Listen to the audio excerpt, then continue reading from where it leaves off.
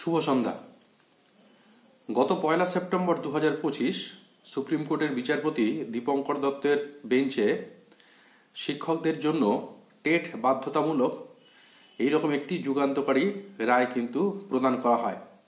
আর এই রায়ের প্রভাব এতটাই সুদূরপ্রসারী ছিল যে সেই রায়ের বিরুদ্ধে আবেদন জানিয়ে ইতিমধ্যেই কিন্তু একাধিক পক্ষ সুপ্রিম কোর্টের দ্বারস্থ হয়েছেন। কিন্তু মামলা দায়ের হয়েছে ঠিকই, শুনানি নিয়ে কিন্তু এখনো পর্যন্ত রয়ে গিয়েছে ধোঁয়াশা। অর্থাৎ এই মামলার শুনানি কবে হবে সেই নিয়ে কিন্তু জল্পনা কল্পনা চলছে, যদিও কাজের কাজ কিছুই হচ্ছে না। অনেকে জিজ্ঞেস করছেন যে এই গুরুত্বপূর্ণ মামলাগুলোর শুনানি হচ্ছে না কেন। আজকের এই ভিডিওতে সেই বিষয়েই আপনাদের কাছে তুলে ধরার চেষ্টা করব। তাই ভিডিওটা শুরু থেকে শেষ পর্যন্ত অবশ্যই দেখবেন এবং প্রয়োজন মনে হলে যারা শিক্ষক শিক্ষিকারা রয়েছেন তাদের কাছে এই ভিডিওটি শেয়ার করে দেবেন। বর্তমানে যে পিটিশনগুলি বা যে আবেদনগুলি সুপ্রিম কোর্টে রয়েছে তাদের সংখ্যা প্রায় 30টি এবং বিভিন্ন শিক্ষক সংগঠন, রাজ্য সরকার, প্রাথমিক শিক্ষা পর্ষদ এই আইনি প্রক্রিয়ায় কিন্তু অংশগ্রহণ করেছে। তো এই পিটিশনগুলোকে আমরা মূলত 3টে ভাগে ভাগ করতে পারি। এর মধ্যে রয়েছে রিভিউ পিটিশন, যাদের সংখ্যা 28টি, রয়েছে মডিফিকেশন অ্যাপ্লিকেশন যার সংখ্যা 1টি এবং একটি রিট পিটিশন। এখন প্রশ্ন হলো এই যে শুনানিতে বিলম্ব হচ্ছে কেন। এর জন্য সবচেয়ে গুরুত্বপূর্ণ যে জিনিসটির ভূমিকা রয়েছে সেটা হলো ডিফেক্ট লিস্ট। প্রথমেই জানা দরকার যে ডিফেক্ট লিস্ট কি।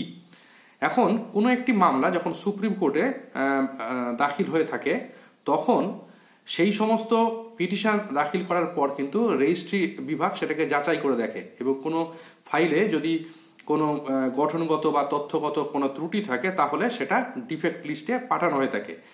যে পিটিশনগুলি এই রায়ের বিরুদ্ধে সুপ্রিম কোর্টে জমা পড়েছে তার মধ্যে অধিকাংশই কিন্তু এই আইনি ত্রুটি বা ডিফেক্ট থাকার কারণে এই মুহূর্তে আটকে আছে।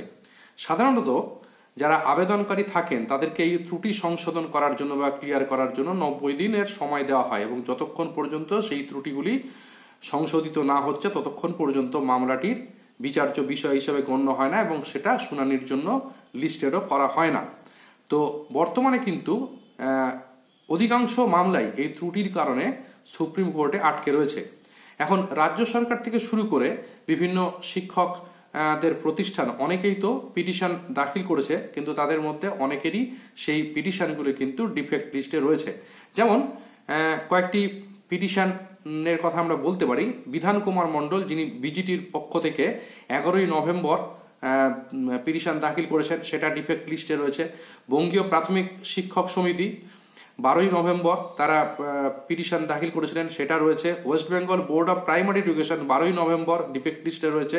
চিন্ময় ঘোষ, তিনিও বিজিটিআর তরফ থেকে 17ই নভেম্বর পিটিশন করেছিলেন, সেটাও ডিফেক্ট লিস্টে রয়েছে। ওমেন টিচার্স অ্যাসোসিয়েশন 17ই নভেম্বর, নুরেশা খাতুন 22শে নভেম্বর এবং পশ্চিমবঙ্গ সরকার 28শে নভেম্বর তারা পিটিশন যেগুলো করেছে সবগুলোই কিন্তু ডিফেক্ট লিস্টে রয়েছে।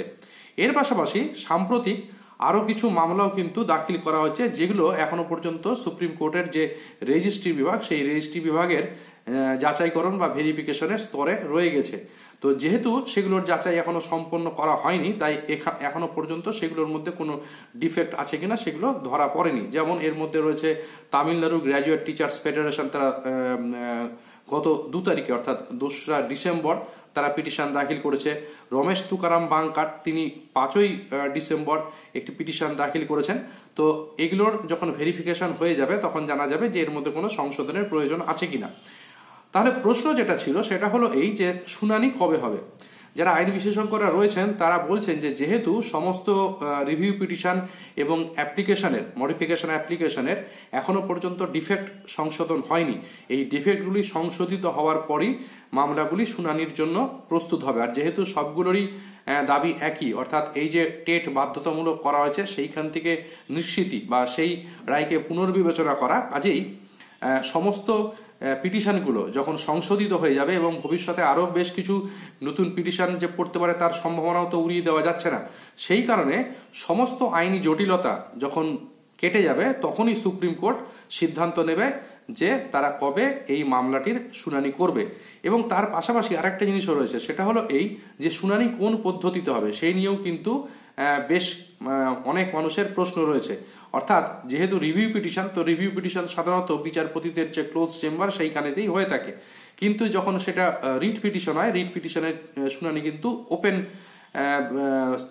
ভাবেই হয়ে থাকে, অর্থাৎ আদালতে হয়ে থাকে সবার সামনে। আর সেটা যদি হয়ে থাকে তাহলে সেক্ষেত্রে যারা আইনজীবীরা রয়েছেন তারা তাদের নিজেদের যুক্তি সেখানে খাড়া করতে পারবেন। তো সেক্ষেত্রে ওই ক্লোজ হিয়ারিং হবে, মানে ক্লোজ চেম্বারে বিচারপতিদের নির্দিষ্ট ব্যক্তিগত কক্ষে সেটা হবে নাকি ওপেন হিয়ারিং হবে, সেটাও কিন্তু এখনো পর্যন্ত জানা সম্ভব হচ্ছে না। আপাতত এইটুকুনি বলা যায় যে যতক্ষণ পর্যন্ত এই সমস্ত পিটিশনগুলি ত্রুটিমুক্ত না হচ্ছে ততক্ষণ পর্যন্ত নির্দিষ্ট করে কিন্তু দিনক্ষণ বলা সম্ভব হবে না, এবং ততদিন পর্যন্ত কিন্তু এই যে টেট বিষয়ক মামলা, সেই টেট বিষয়ক মামলারও কোনো শুনানি হবে না। তাই এখন দেখার বিষয় হলো এই যে কত তাড়াতাড়ি যারা পিটিশনাররা রয়েছেন তারা নির্ধারিত সময়ের মধ্যে তাদের পিটিশনগুলির আইনগত বা পদ্ধতিগত যা কিছু ত্রুটি আছে সেগুলো সংশোধন করে পুনরায় সেগুলোকে আবার বিচারকরণের জন্য জমা করছে। সেদিকে এখন আমাদের তাকিয়ে থাকা ছাড়া আর কোনো উপায় নেই। আপাতত খবর এইটুকুনি। ভালো থাকুন সকলে, সুস্থ থাকুন, এবং এই ভিডিওটা গুরুত্বপূর্ণ বলে যদি মনে হয়ে থাকে তাহলে অবশ্যই সবাইকে জানিয়ে দিয়ে সবার মনের মধ্যে যে অসংখ্য জিজ্ঞাসা রয়েছে সেই জিজ্ঞাসা থেকে তাদেরকে ভারমুক্ত করতে সাহায্য করুন। ভালো থাকুন সকলে, সুস্থ থাকুন।